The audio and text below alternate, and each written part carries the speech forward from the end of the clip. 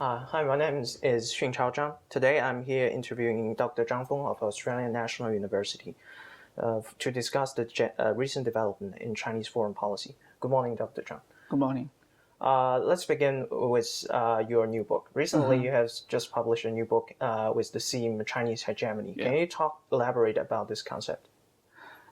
Well, the book is really about Chinese hegemony in East Asian history, specifically the early Ming Dynasty, so around the 14th century. So I was talking about Chinese hegemony in the past rather than Chinese hegemony today or in the future. So I define hegemony in a relatively neutral way. I define it as legitimate authority or legitimate leadership in international politics. Let's turn to more contemporary issues. Yeah.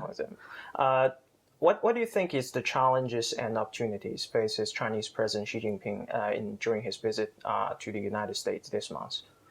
The challenges are many, I think, and a lot of heated topics have recently come to occupy the agendas of both President Xi and President Obama. Currently, cybersecurity is a major issue, but there are also issues in the South China Sea, for example, and issues of Chinese military modernization, issues of the state of the Chinese economy.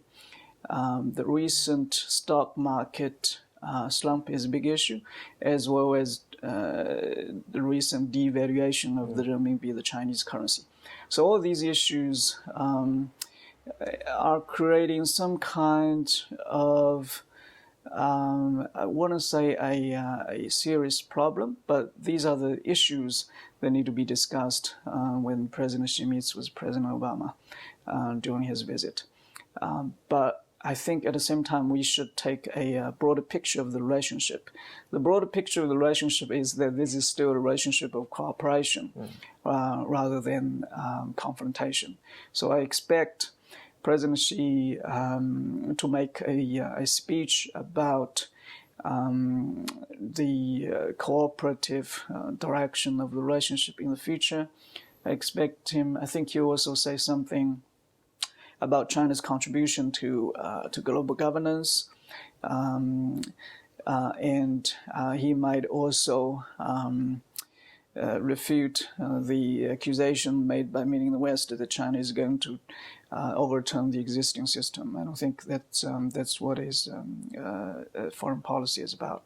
Then there may be, I think, other outcomes in the military and economic fields that I think we can expect to come out of his visit. Let me follow up on the cybersecurity issue. Recently, New York Times has published an article suggesting the U.S. government is considering launching sanctions against Chinese companies and individuals benefit from the cyber theft of U.S. intellectual property. How do you see the issue itself and its impact on Sino-U.S. relations? Yeah, this is now becoming a big issue.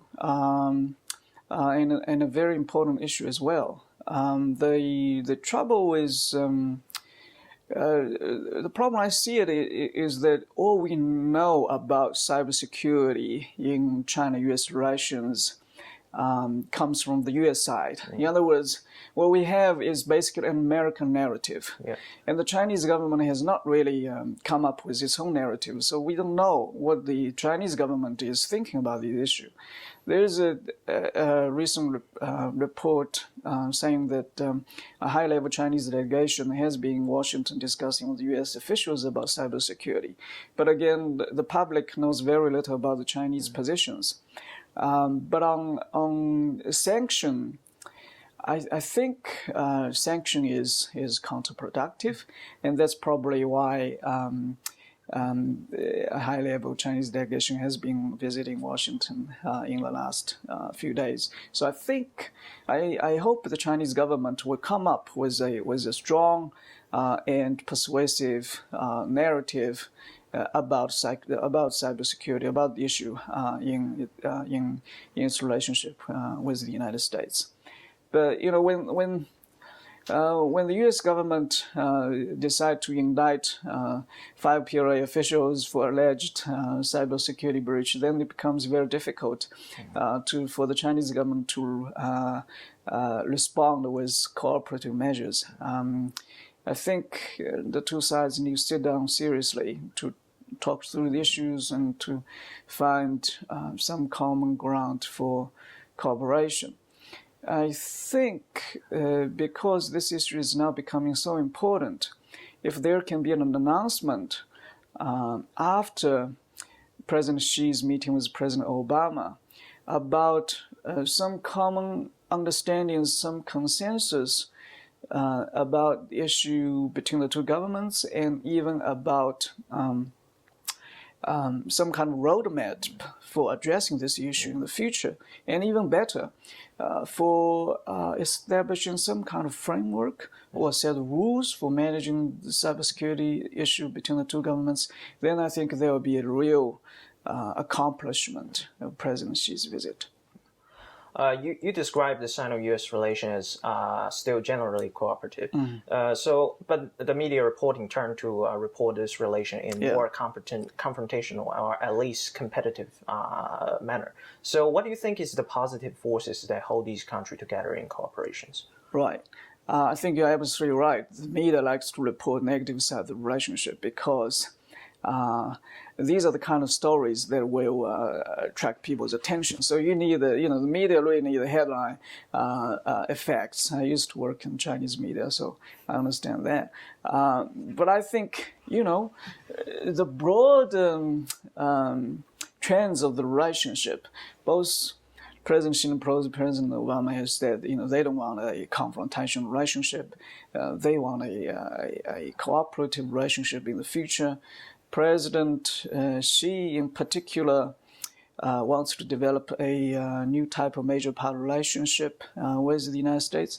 He has said several times that the Pacific Ocean is wide enough to accommodate both China and the U.S. From the opposite perspective, if China and the U.S. begin to engage in serious military competition, even confrontation, then there will be huge adverse negative consequences for the region's security and for the world economy. And the world's number one and number two economies engage in confrontation. That's just bad for the world. So I think there are real problems. There are real issues and problems in the relationship. Cybersecurity, we've discussed. South China Sea is also very important. And then Chinese economy and global economy, and also global governance issues such as climate change. But these are issues for serious discussion. And we can find some common ground. Even, for example, in hard security issue like South China Sea, we've noticed that tension has recently scaled down. The United States government is not publicly criticizing China that much. So these issues can be dealt with, which is not to say be completely resolved, but can be dealt with. So as long as both governments are determined to talk about these issues and to deal with them and to keep the broad development of the relationship in a cooperative direction, then I don't think we need to worry too much about the relationship. I think both governments are much more pragmatic than the media, or some part of the media. Yeah. Let's turn to the specific issue of the South China Sea. Yeah. In May this year, the U.S. sent a Navy surveillance aircraft flying over a maritime feature controlled by the Chinese Navy. Yeah. And what do you think is the signal the U.S. is trying to send by releasing the recording on CNN, and how this signal is perceived in China? That's a good question. I've written several pieces on about the South China Sea. From the U.S. perspective, of course, I think one of the major intentions is to publicize to the whole world what China has been doing in terms of land reclamation in the South China Sea. So I think that publicity or propaganda effect approach has been quite effective. Now the whole world knows China's massive land reclamation projects. And that has created a lot of difficulties for Chinese diplomacy in this area. More substantively and more specific to the U.S. military, I think what the Pentagon is really doing is trying to continue to assert what it calls freedom of navigation. And what it really means by freedom of navigation in the context of its relation with China is really its military surveillance programs in China's exclusive economic zones, the EEZ, which extends 200 nautical miles from the Chinese coastline. So here is the major disagreement between China and the United States. The traditional position of China is that foreign militaries should not conduct military surveillance activities in China's EEZ, whereas the U.S. maintains that under international law, it is entitled to conduct this kind of military exercise. So that's the major disagreement. And that is why I think the United States really emphasizes the freedom of navigation. It really insists on freedom of navigation. And that, I think, really is the crucial point. Finally, let's talk about how this broad trends in Sino-US relation is going to affect Australia. How is going to affect Australia? This question has been much debated recently in Australia. My senior colleague here, Professor Hugh White, has consistently argued that what Australia, and in fact many other countries in the region, really wants and prefers, the ideal situation for them is a good relationship between China and the United States. Because if they fall out, if the China-U.S. relationship becomes really bad, and if China and U.S. even go into some kind of confrontation, then regional states, including Australia, will be compelled to choose sides. And in that eventuality, I have no doubt that Australia would choose the United States because history, of tradition, of present circumstances, and of the alliance between the two countries.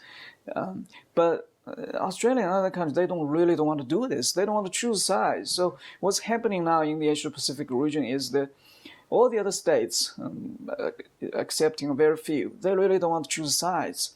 So they want to maintain good relationship with China, mainly in the economic field, and at the same time to have to keep the U.S. military, to keep the U.S. security presence in this region as well. So they want to engage both countries, both powers. They don't want to choose sides. So I think it's absolutely crucial for Australia to pay close attention to China-U.S. relations. Because that is really how the relationship evolves is really going to affect Australia's place in this region. And here I think Australia can think a bit more ambitiously because it is in a quite unique position. It is a treaty ally of the U.S., but it also has a heavy economic and trade dependence on China. It has a very close economic relationship with China, and economically it has been very positively disposed to China. So perhaps, and this has been discussed by various people as well, perhaps Australia can act as kind of facilitator, as a kind of bridge for enhancing the cooperative dimension of the China-U.S. relationship. In fact, scholars and think tanks, they are beginning to do that.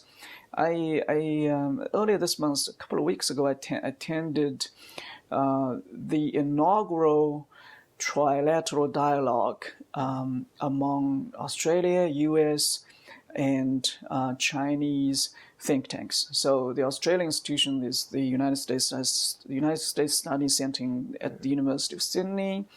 The American delegation comes from the Council of Foreign Relations in New York, and the Chinese delegation is from the China Institutes for Contemporary International Relations, known as KICR, in Beijing, a very important think tank. So scholars and think tanks, they have begun to realize the importance of trilateral cooperation, trilateral collaboration among the three countries. And I think it would be good if the three governments can also begin to engage in this kind of trilateral cooperation. Thank you, Dr. Zhang. Thank you. Thank you for watching. For more information, please visit internationalaffairs.org.au.